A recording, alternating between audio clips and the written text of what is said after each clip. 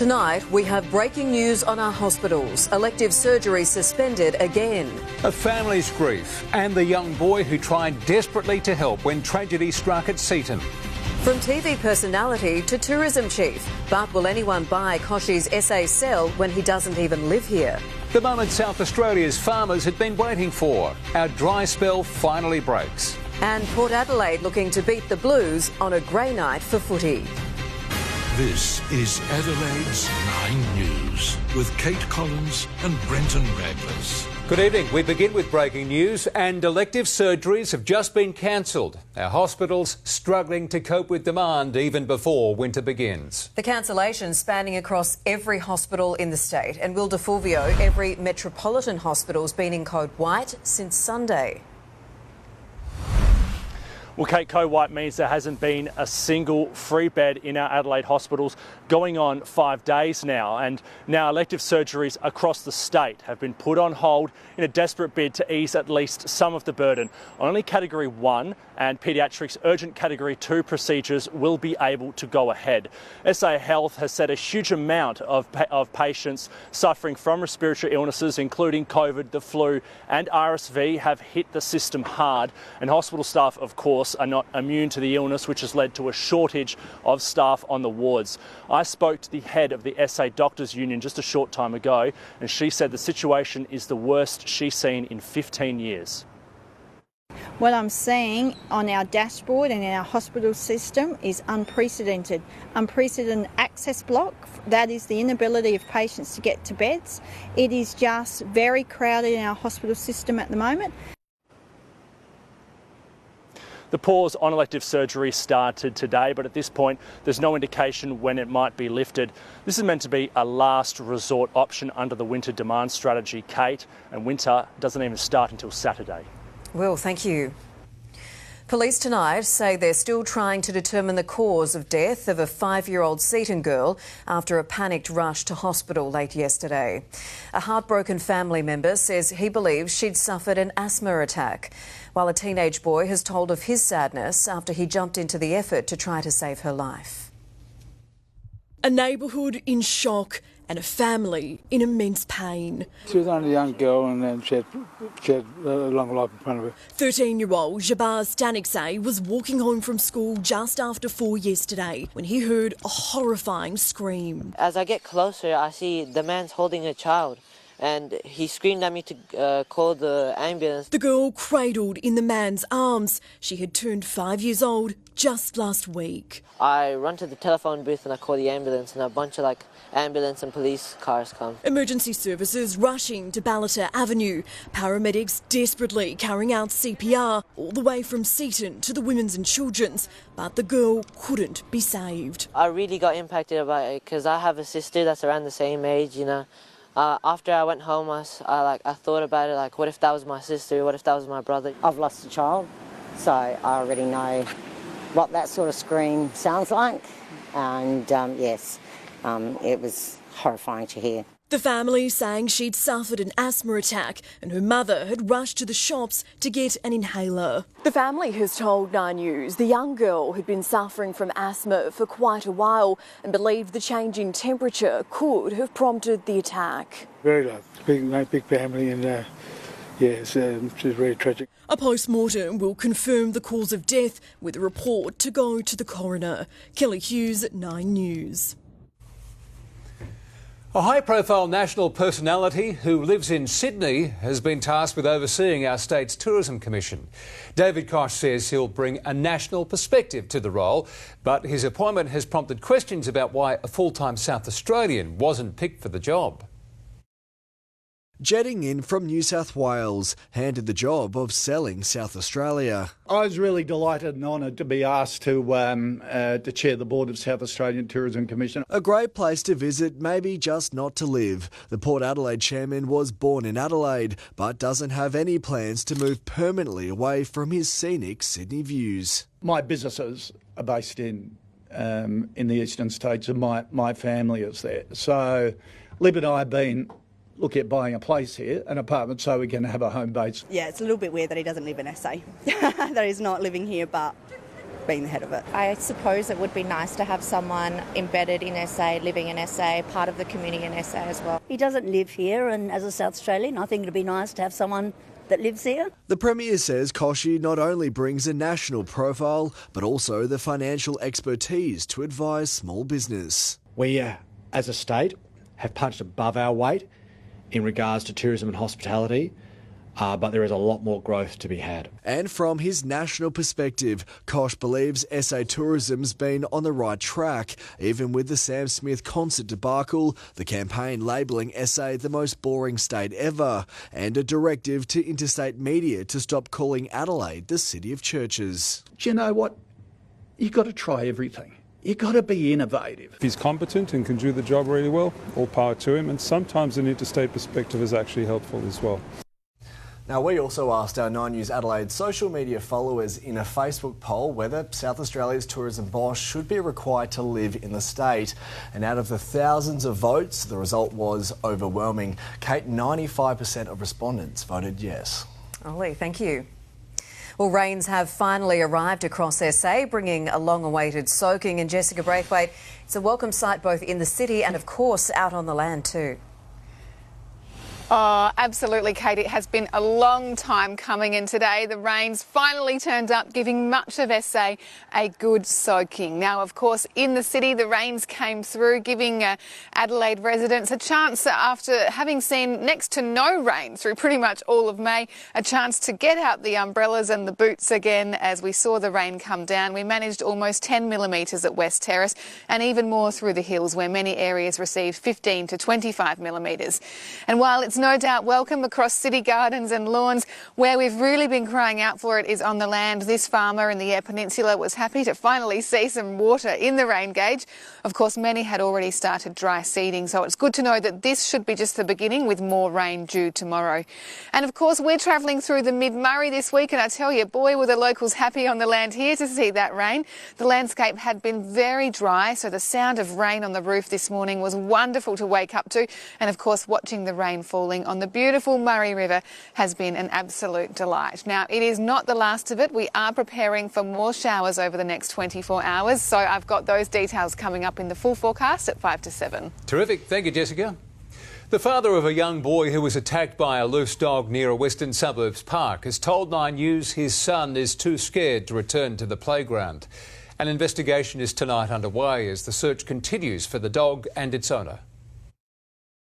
A 3-year-old boy, his face bloodied moments after being bitten by a dog while playing at a Western Suburbs park. There's stitches and there's a bit of, I think, meat's missing as well, like a bit of skin's missing. Today, in his father's arms, young Ismail is bandaged and scared to return to the Pennington Reserve playground. Yeah, he's okay, obviously, as you can see, but he's got stitches inside his mouth and outside, basically, where the dog bottom teeth, I think, got underneath the lip as well. He was playing with his older brother yesterday afternoon when the loose dog attacked. He was rushed to the Women's and Children's Hospital, where he stayed with his mother last night. I'm okay about it, sort of thing. Not okay about it, basically, but I'm okay, but she's a bit stressed out and, yeah, she's feeling sick and tired. This is the dog witnesses say bit Ismail. They snapped these photos as it walked away from the park. If you've got a pet, you've got to take responsibility for it.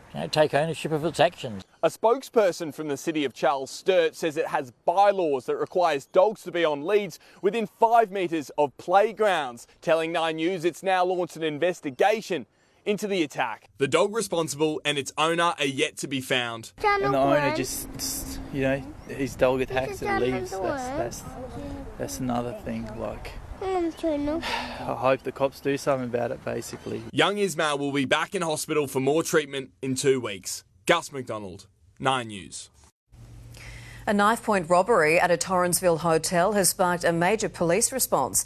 Police dogs leading officers to a suspect allegedly hiding behind a car in a nearby resident's driveway. It's alleged the man had robbed the Hotel Royal on Henley Beach Road just after midnight. Crime is ridiculously high in this area, but also affects businesses around this area. The 36-year-old man from Adelaide was charged with aggravated robbery. A knife was found where he was arrested. A 35-year-old woman has been charged with arson, accused of setting a brush fence alight in Fullerton in the early hours of this morning. A woman in her 70s raised the alarm, evacuating residents from neighbouring homes on White Avenue as the flames spread.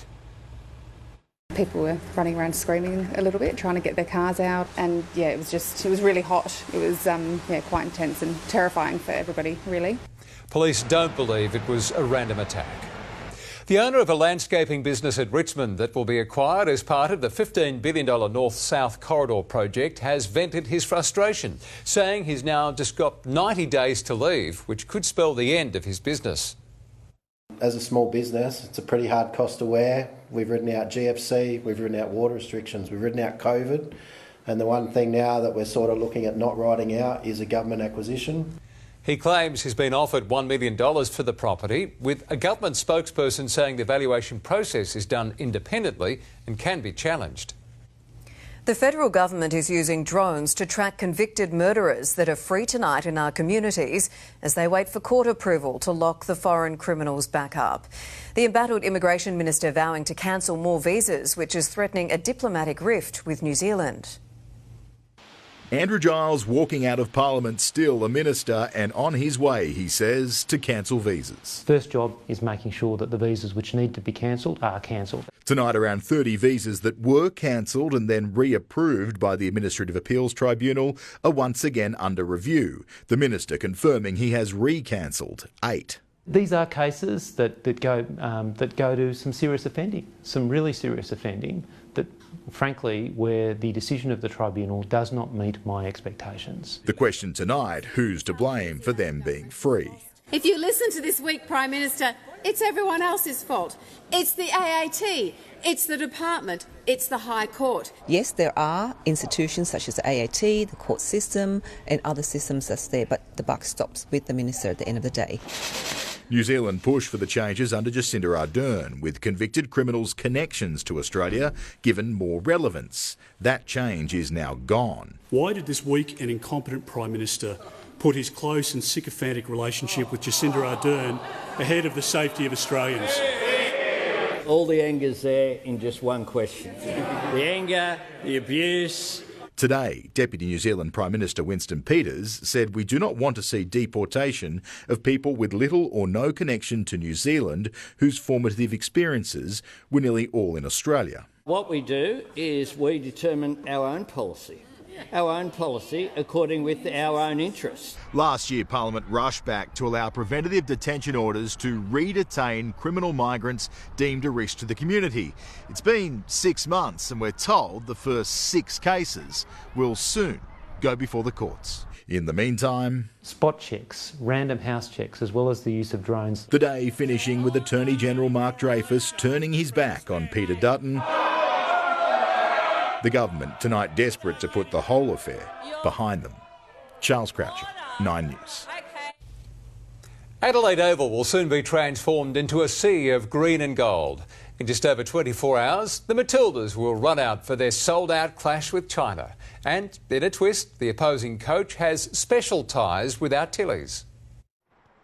The final trot at Hindmarsh before taking on China at Adelaide Oval, and our girls have their game faces on. Every national team game, every time we put on the green and gold, it's definitely not a friendly match. So no matter what we face tomorrow, we're going to be ready to play and we're going to adjust to what's out there. The Tillies feeling settled after a 5-day-long training camp. It's always a nice thing to come back here and play in front of a home crowd, so I'm excited for the games. China's head coach, familiar with the surrounds, leading the Matildas to a win in their last Adelaide match in 2019. Just shows you in the space of 5 years how that's grown, that you're selling out, the big stadiums. But it was young soccer player Sophia Tambakis asking the tough questions.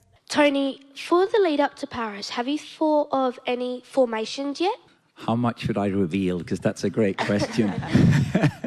The sellout crowd here at Adelaide Oval shows how the Tillies have changed the game for women, proving to the young girls in the stands tomorrow night that they too can dream big. There isn't an Australian that isn't completely besotted by the Tillies and what they're doing for football and women's sport. That sentiment echoed by former Matilda Moya Dodd. It's been an absolute explosion in interest in women's football in the last 5 years, partly due to the World Cup, but also because I think People have lost their blinkers about women's sport. Moya played in the first ever FIFA Women's World Cup in 1988. I think it was a real marker in history and I guess the beginning of the Matildas World Cup dream.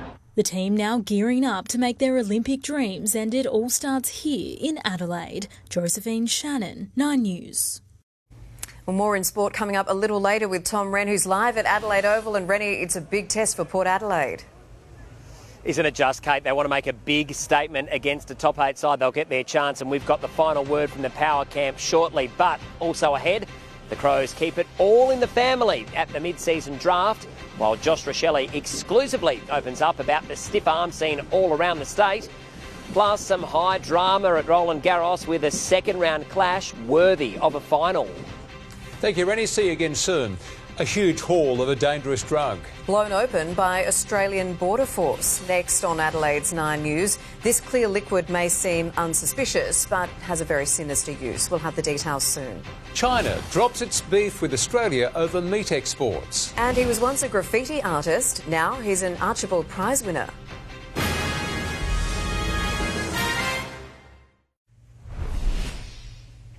Four Jetstar cabin crew members have been taken to hospital after reporting an unusual smell on board. They're on board a flight from the Gold Coast to Cairns when they started feeling ill around 9:30 a.m. The aircraft landed normally and no passengers were affected. The driver of a bus involved in a horrifying crash in New South Wales' Hunter Valley has today formally pleaded guilty to 19 charges, including 10 counts of dangerous driving occasioning death. It comes after 59-year-old Brenton struck a deal to have manslaughter charges dropped over last year's wedding crash that killed 10 people. Samantha Murphy's husband has today confirmed a phone found by police on the banks of a dam in Victoria belongs to his wife. It was located inside a wallet that held identification cards. Forensic investigators hope data from the device will possibly lead them to the Ballarat mother's body. It's a dangerous drug spilling onto our streets that's increasingly being linked to sex assaults and overdoses. Police tonight, though, are fighting back, seizing more than 4,000 litres of the date rape substance, warning those who illegally import it could go to jail for life. A package from China arrives at our borders and what looks like body oil hides a dangerous new drug, 1,4-butanidol, known on the streets as Bute, a clear, inconspicuous liquid police claim is being used by predators to drug and sexually assault women. It's in nightclubs and where they've got drinks in their hands. The industrial chemical used in the manufacturing of plastic is similar to GHB or liquid ecstasy.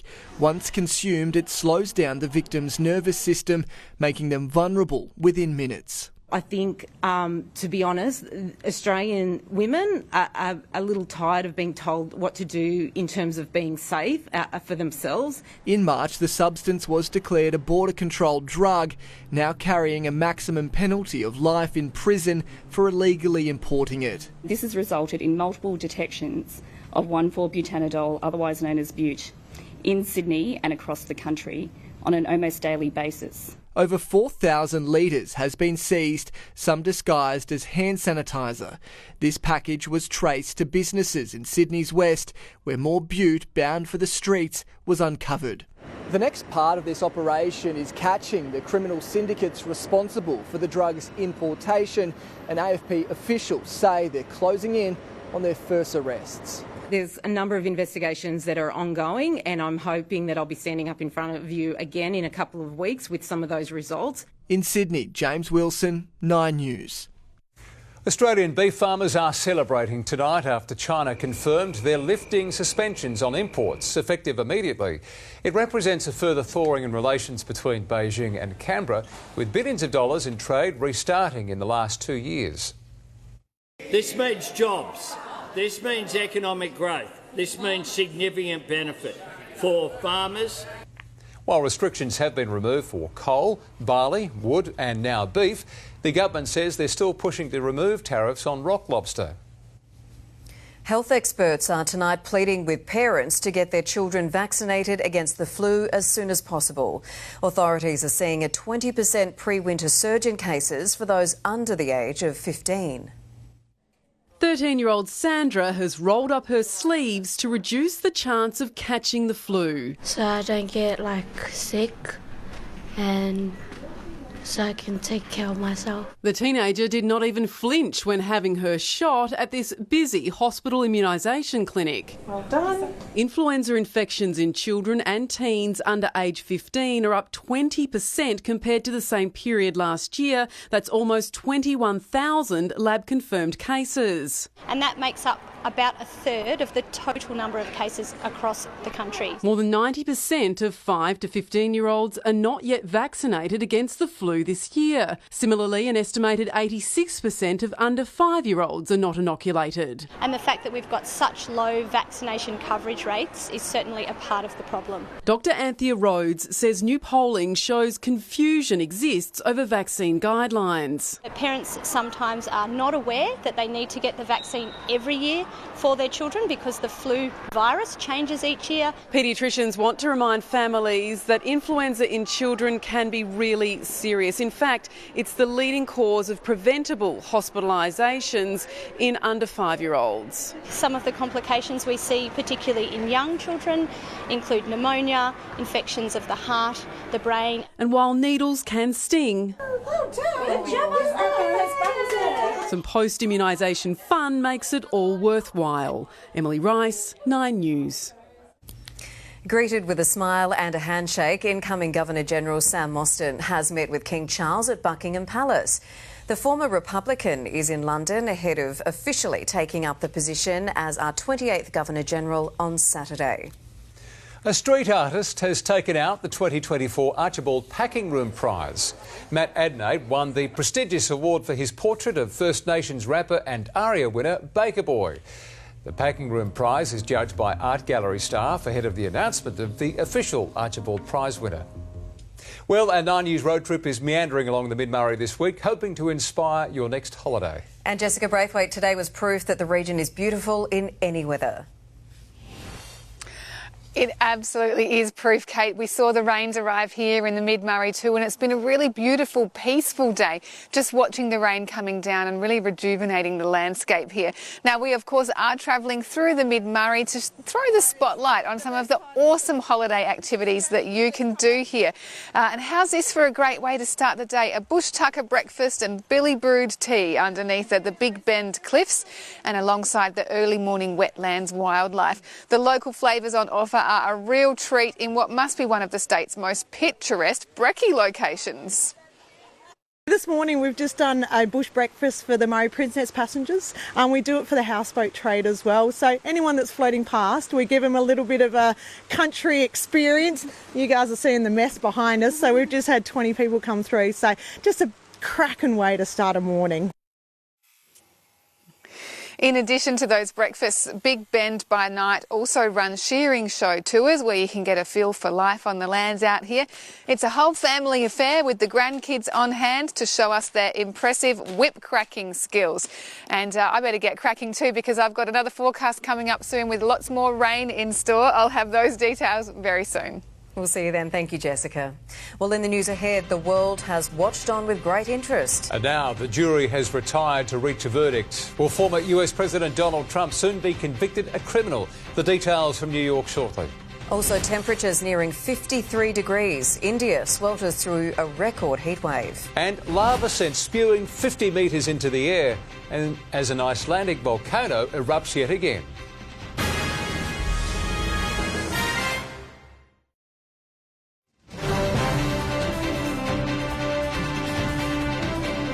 Well, Donald Trump's fate is now in the hands of 12 New Yorkers. The jury in his hush money trial was handed the case today as the former president compared himself to a well-known saint. As America awaits a verdict, Donald Trump turned to the holy. Mother Teresa could not beat these charges. These charges are rigged.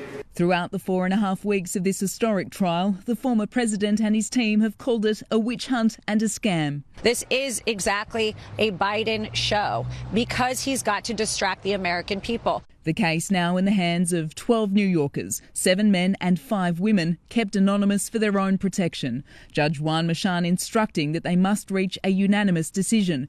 Jurors were told to avoid speculation about potential sentencing or punishment. 3.5 hours into deliberations, the jury sent a note asking to be read back testimony from AMI boss David Pecker and Trump's former fixer Michael Cohen, then a request to rehear the judge's instructions. The confusion is nobody knows what the crime is because there's no crime. The jury will return tomorrow to rehear the evidence and instructions. During deliberations, both parties are required to remain inside the courthouse no matter how long it takes.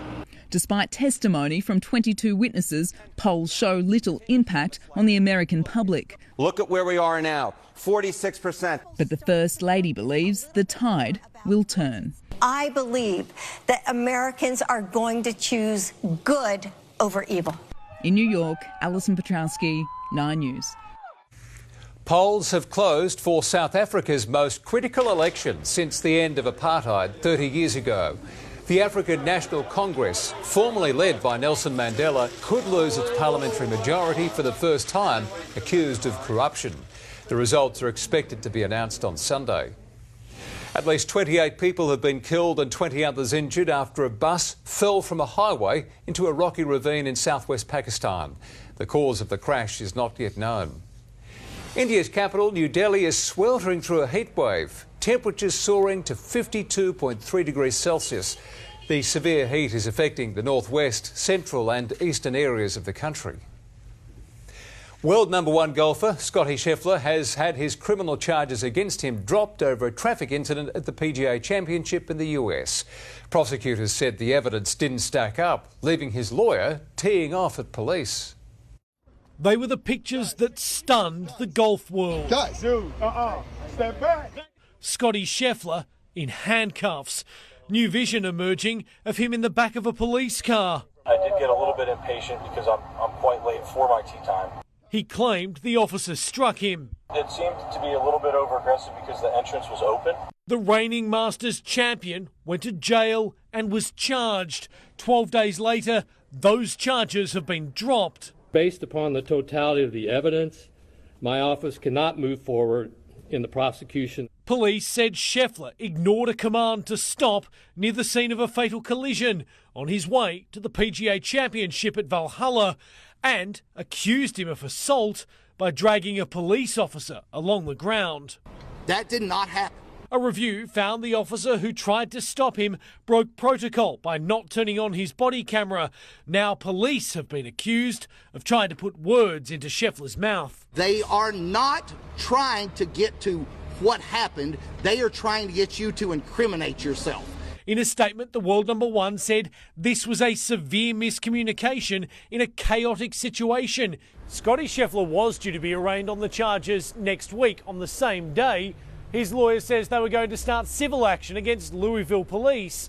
Now, neither will happen. Scotty Scheffler will be back competing next week in the United States. Jonathan Kersley, 9 News. Prime Minister Anthony Albanese has caught up with his Ukrainian counterpart over the phone.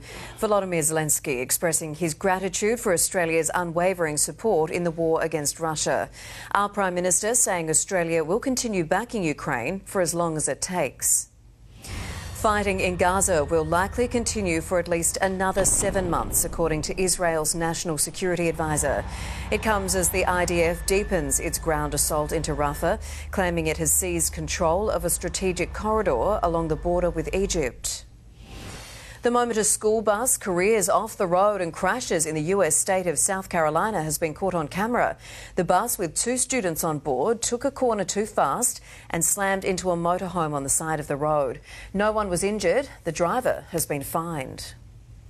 Tourist attractions and a town have been evacuated with a volcano in Iceland erupting for the 5th time since December. Extraordinary video shows the extent of the eruption with lava flowing toward a town. Close up, it's mesmerising. as crimson-red streams of lava spew into the air. A wider look reveals the scale of the eruption and the emergency it's caused. This is the moment the volcano in Iceland's Reykjanes Peninsula started erupting for the 5th time since December. Within seconds, lava and smoke was pouring out. The chasm is now 2.5 kilometres long and growing. The nearby Blue Lagoon geothermal spa, a major tourist attraction, was evacuated. Most of the residents in the town of Grindavik left in November before the series of eruptions, but some remain and have been told to get out. The local mayor reporting concerns about the amount of lava flowing toward the town. So far, a wall built to protect it is holding. This is the 8th eruption in the Reykjanes Peninsula since 2021. Many scientists believe the region is now in a new volcanic era that could last decades, possibly centuries. In London, Jessica Millward, 9 News. Make $1,000 a week. And all you need is your car. When 9 News returns, the service allowing you to rent out your vehicle for others to use when you're not. The details shortly. Scam alert, the sharp rise in hoax text messages impersonating Australia Post. And saving a missing pup. Next, the incredible rescue of a dog called Happy.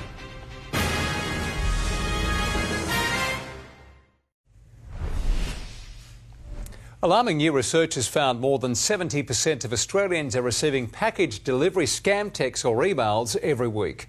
Commissioned by Australia Post, it shows more than half of people surveyed believed a fake delivery message was legitimate. A significant number of those have lost billions and billions of dollars over recent times. What's concerning is the sophistication of the scammers. Australia Post says it never calls, texts or emails asking for personal or financial information. Described as Airbnb for cars, an online platform is allowing Aussies to unlock a side hustle that's as simple as handing over the keys to your ride. Owners earning thousands of dollars by cashing in on their vehicles and renting them to holidaymakers when not in use. Stuart Oliver's Nissan is much more than a way to get from A to B. It's now part of a growing business. One car was making, say, $250, $300 a week. So I thought to myself, right, let's put another one on there, and then it gets to about 400, 500. 2 years ago, the painter decorator turned to Turo, the world's largest car-sharing marketplace, after a road accident left him unable to work and his vehicle sitting idle in his driveway. You just take a few pictures, put the rego in, follow the prompts. It's pretty easy. It's just a case of downloading the app and following the instructions. Now the Gold Coast resident lists 4 vehicles on the platform, which allows owners or hosts to rent out their wheels. It's as simple as setting a price, then handing over the keys to your Turo guest. Then we have a lot of hosts who treat it like a small business. They've got 3 to 9 or 10 cars, and it's really about having maybe a secondary income. There are now 360,000 vehicles listed globally, and Turo claims Australian hosts earn, on average, almost $13,000 per car per year.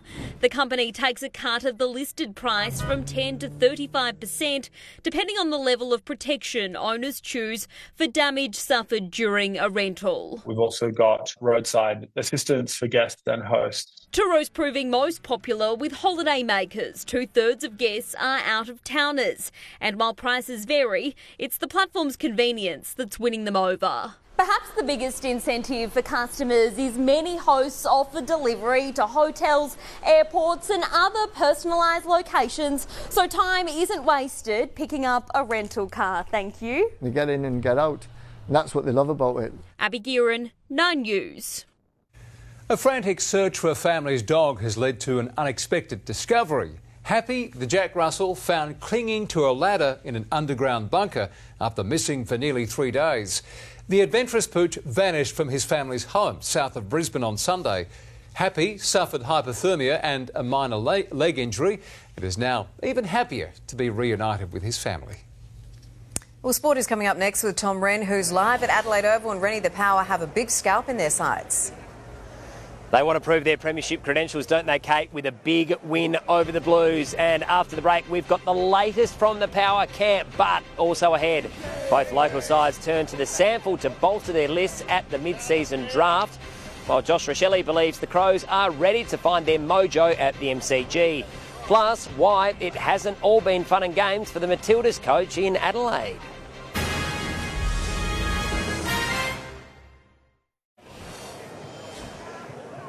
Hello again from Adelaide Oval, where more than 40,000 Power fans are braving the elements tonight in the hope of seeing a big win over Carlton. Now, the Power have never lost against the Blues at this ground, but will need their midfield to step up in the absence of injured skipper Connor Rosie. Fortunately, the return of ruckman Navan Soldo after 4 games on the sidelines has come at just the right time.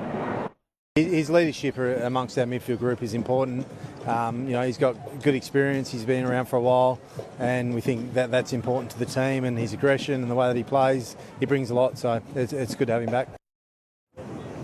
Win tonight and the Power would have solidified a spot in the top 4, but a loss would push them back to the chasing pack heading into their bye. There are no late changes, but Ken Hinkley has opted for a surprise sub with Jeremy Finlayson to start proceedings wearing the vest. Well, meantime, the Crows, they're unchanged for their clash against Hawthorn on Saturday at the MCG, and Josh Rochelle says he's looking for his first ever win at the home of football this weekend, and he's confident they can do it, and that the side in the process can snap a 9-game losing streak at the ground when they face the Hawks. He's also hoping to get back on the highlight reel after the stiff arm seen all around the state. Back in the land of the living after Josh Rochelle was buried by Harley Rehn. Runs in and tries the push-off. Don't argue on Rochelle. Amazing from the kid. Yeah, he's a tough little bugger, Harley. I knew it was coming out, and the first thing I thought about was everything that was going to go on social media. The viral moment coming a week after he detailed a strategy to avoid that specific situation. My main thing would be not to press him if he's sticking out that stiff arm. You don't want to be on another highlight reel like a few of the boys in the past. He laughed it off. I also had Tom Barras sit on my head as well, so there's a couple of things that went on in that game which wasn't too good. And while he's copped a bit of stick from his teammates, his housemate has had to hold his tongue. Jake didn't give me too much, especially because he got a cracking chase down from Campbell Chesser. One too many. Great hump down chase by Chesser. Between the comical, it was otherwise clinical against the Eagles, Rochelle relishing more time in the midfield with Isaac Rankin sidelined. It was good to get some opportunities in there, had a few centre bounces and helped me roll forward and kick a couple of goals on the end of a few, so it was nice. Could have been a bit of a bigger day for me. He's hoping that'll be the case on Saturday against an informed Hawthorn at the MCG. Especially the last month or two, they've really picked up, especially in that clearance of space. They've got some great mids in Newcomb and Warple, and they're really starting to get their game plan together, and you can tell they've taken it against the best teams. Will Crouch, 9 News. All right, let's stick with the Crows, and it's set to be a very special weekend for one family in particular after the club selected 200-centimetre ruck forward Toby Murray. That was at the mid-season draft. Toby is the brother of defender Nick Murray, with the pair to suit up together in the Sandful on Saturday. I don't think we've played together since we were 12 or 13 years old, so to play together in a league like this, I suppose on this occasion, it'll be very special and something the family will look at very proudly. Yeah, great stuff. A moment of pride too at Alberton, with defender Logan Evans picked up by the Power after being overlooked at last year's national draft. I'm pretty stoked, over the moon. It was good to have all my mates and family there. It's not really a surprise, but just so grateful for the opportunity and just a relief to hear my name called out. Just jumped the gun a fraction there. He's already impressed for Port in the Sandful, averaging 15 disposals from 4 games this season. OK, elsewhere, Essendon appears to have avoided mass changes at selection, despite a virus sweeping through the club. The Bombers taking extra precautions throughout the week as they prepare to continue their dominance over the Suns. He might be the only person in Australia, but as a virus swept through the Bombers this week, Brad Scott was grateful for the COVID years. Enacting the protocols is pretty quick and pretty swift, and touch wood, we've avoided catastrophe. Staff had little contact with the players through the week, ensuring a relatively clean bill of health. It comes as the Bombers prepare for Gold Coast, a side they haven't lost to in 8 years. It's going to be a really big challenge for us. But for us, we feel like every week's like that. Max Gawn trained fully and has overcome a calf corky, ready to face Fremantle's Jackson Darcy ruck duo, while Stephen May still has a smile on his face after kicking his first goal in 4 years. His celebration, a tribute to his mum, who had flown from the Gold Coast for the game. The morning of the game, he said to her, "I'm going to kick a goal today for you." And you know, when he got the 50-metre penalty, he was talking about how he was that nervous about kicking the goal because he's already worked out his celebration. The D's with a spring in their step, unlike the Saints, who have just one win from their past 7 games. Low on confidence, but Ross says that's just a mindset. There's been plenty of Olympic swimmers get on the blocks, not confident they're going to win gold, but all they do is get into relentless action. And their prep's been solid. Xander Maguire, 9 News. Alistair Clarkson has avoided suspension over his verbal outburst during North Melbourne's loss to the Power last weekend. The league launched an investigation but was unable to determine if his poor language was directed towards match officials. Clarkson has expressed his remorse and is free to coach when the Roos resume after the bye. Well, this time tomorrow night, Matilda mania will reach fever pitch here in Adelaide Oval when Australia hosts China at the Oval behind me. While the excitement's certainly building all week, it hasn't been as fun for coach Tony Gustafsson, who has the unenviable task of selecting a final team to head to the Olympics. I'm making these tough decisions as a head coach. Is, to be honest, the worst part of being a head coach is that you have to tell someone at the end of this week that you're not going to the Olympics. Both sides undergoing one final training session at Coopers Stadium before tomorrow's blockbuster. And Iga Swiatek and Naomi Osaka have played out a dramatic second-round match at the French Open. At a set-all, Osaka led the defending champion 3-love and at one stage had a match point before Swiatek fought back.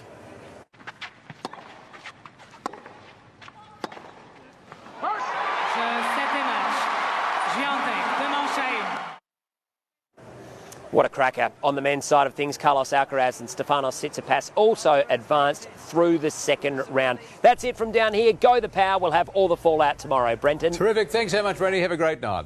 We'll take a look at finance now. And Aussie shares fell for a third straight session today, with the appetite to take a risk still faltering. Stephanie Anderson explains.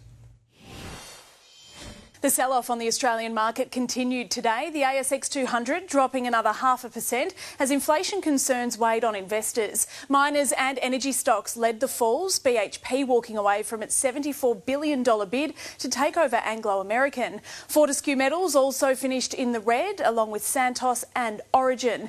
Woolworths lost ground while Coles closed higher. Telstra ended the day flat. And the Aussie dollar delivered mixed results against the majors. It's buying around 65 US cents and 51 British pence. Thank you so much, Steph. Well, some much-needed rain has finally arrived and there's more to come. Jessica has the forecast live next. First, though, here's a look at tomorrow's speed cameras. Wake up and laugh with Adelaide's #1 breakfast show. Rudits and Lows tomorrow on 104.7 Triple M. For the latest Adelaide news and traffic.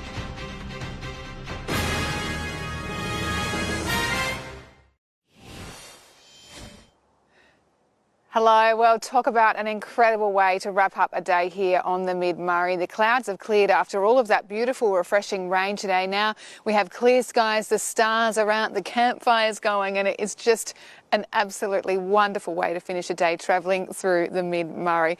Of course, the rains have been around and they've been lovely as well. Back in the city, we had around 10 millimetres in the gauge at West Terrace. The temperature was a really weird one. We had our top of 19 degrees really early in the morning, and then a couple of hours later, once the rains arrived, the temperature had dropped to 14 degrees, so that was our low. Around the suburbs, a lot of areas on the plains did land in that kind of 5 to 10 millimetre mark in terms of those rain totals, and then we had more than that through the hills, at a good 15 to 25 millimetres for many hills areas. And those temperatures, both the maximum and the minimum happening really early in the morning. So through the north, the big winners were around the middle of the Eyre Peninsula, with 10 millimetres, and the same over at Lee Creek. And then in the south, there's been 10 millimetres on Kangaroo Island and also at Mount Gambier. There were some strong wind gusts in there too, especially at Cape Willoughby and Kaipo. On the charts, we can see the front that brought this first round of rain moving off towards the eastern states. Excuse me. And now we have a whole bunch of severe weather warnings in place throughout Victoria, New South Wales and Tassie. The concern is for both damaging winds and also heavy rainfall, particularly in regional areas. Back to South Australia, we have another round of rain on the way. It won't stretch quite as far north for many areas, but there is another 10 millimetres or so up for grabs. The south is looking pretty wet down from Kingscote to Mount Gambier, but it could start to peter out a little bit, only around 3 millimetres there. We have gale force wind warnings for central and southern coastlines. And then on metro waters, we're looking at winds to around 30 knots south of Port Noarlunga. Temperature-wise, just 14 degrees at Mount Barker, 16 at Noarlunga, 17 degrees in the city with more showers in store. It will be a wet day, but then we are drying out for the weekend with tops of 17 degrees on Saturday and Sunday, and we'll be welcoming Chelsea Carey to our road trip from tomorrow. So well done, Jessica. Thanks so much for that forecast, and stay warm too. That's the latest from the 9 News team for this Thursday. Thanks for joining us. A current affair is up next, and we'll bring you further news updates later this evening. Have a great night. Good night.